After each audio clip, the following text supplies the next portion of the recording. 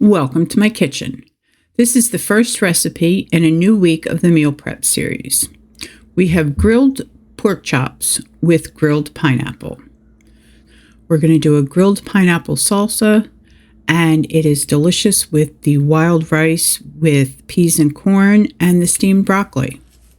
And we're going to start with our onion. We're going to get it ready so we can find out exactly the ratio that I want with the other ingredients. So I'll get it ready, get it peeled, get it sliced, and then when I see how much of the other ingredients that I have, I'll be able to determine the amount of onion that I want. But you don't want the onion to overpower anything. You want sort of an equal ratio of everything. So we'll get that sliced up and set it aside. And then we will move on to the jalapeno peppers. I want a lot of pepper flavor with just a little bit of heat. So I will take out most of the ribs and most of the seeds, because that's where the heat lives. And then I will cut them up in I would call it a larger mince. It's not super small, but maybe 1/8-inch size pieces. And we'll get that chopped up, and I'm going to put everything into the glass dish that I'm going to marinate the pork chops in. And then we're going to move on to the scallions. Cut the roots off. You want to make sure that you peel the outer leaves off. They can be tough sometimes, sort of like the skin on the onion is tough. And then we'll chop those into about eighth-inch slices. We're going to use part of the green, but not all of it. You end up using about maybe 3/4 of a scallion. And that's 2 scallions that we'll cut up and add to the dish. And now we can mince up our onion. I can see the ratio between the peppers, the scallions, and I want about the same amount of onion. And I'm using the red onions because they do have a little bit more of flavor to them as far as I'm concerned. They are a little hotter. And next we're going to do our limes.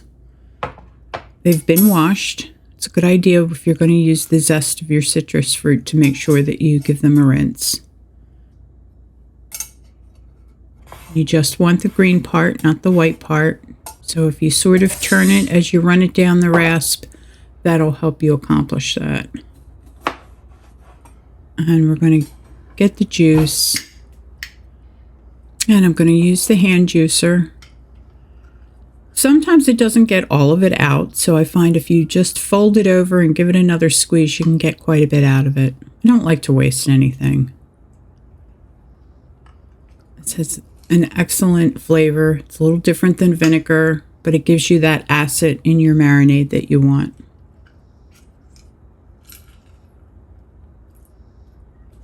And next we're going to move on to some Dijon mustard.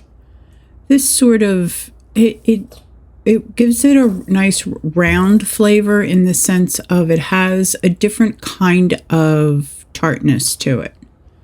And it helps make the marinade just a little bit thicker. It sort of emulsifies it a little bit. And the salt and pepper is just for the marinade, not for the meat. And we get the olive oil in there. It's the extra virgin olive oil, which I use in all of my cooking. Give it a good mix, make sure everything's well distributed. And then we'll start to get our meat ready. These are, I'm calling them pork chops, but it's a pork loin that's been sliced up. They were on sale. I try to buy my meat when it's on sale. And we're going to salt and pepper both sides, and that's where the meat is going to get its flavor. That's why I like to use the salt and pepper shaker. Makes it a lot easier to get things evenly covered. I try to use the same hand for the or the dry hand, I should say, for the salt and pepper.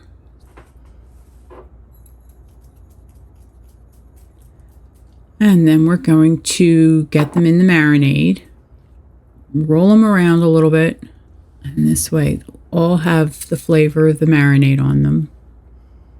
And it doesn't have to be submerged in it, but if you roll them around and it sits on their surface, and it will help penetrate into the meat.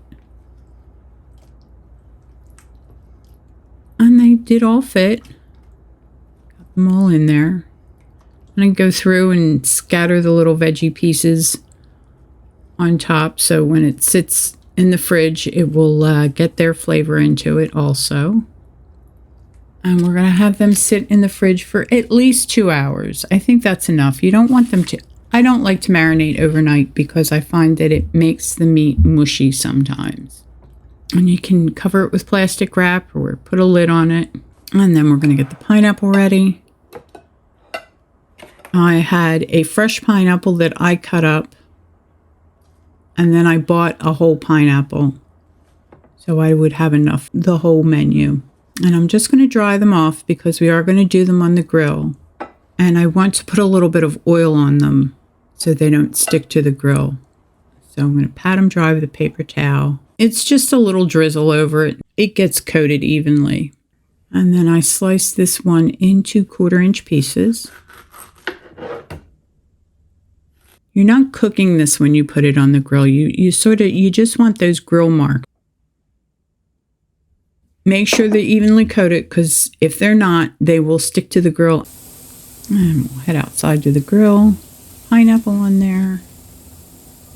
The grill's set around 350, 375. And none of this is going to take real long to do because the chops are very thin. And like I said, you don't want to cook the pineapple. You just want to get some nice grill marks on there so you can get that char flavor. And you want your pork chops to cook to an internal temperature of, they say you can do pork at 145. I like 150. Check it with your meat thermometer.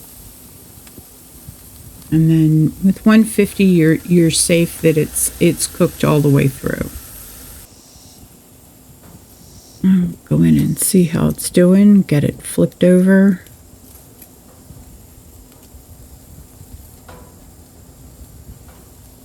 It doesn't take much for the pineapple to get those nice char marks on there. Try not to move things around too much. Once you put them down, we'll leave them be. And if you'll see, they've got those grill marks on there, and that one was a little pale. Leave that on there a little bit longer. Like I said, some of this pineapple will be served with the pork chops, and some will be I'm going to use in making the grilled pineapple salsa. There we go. Nice marks on the pork chops. And we'll get that other side about 5 or 6 minutes.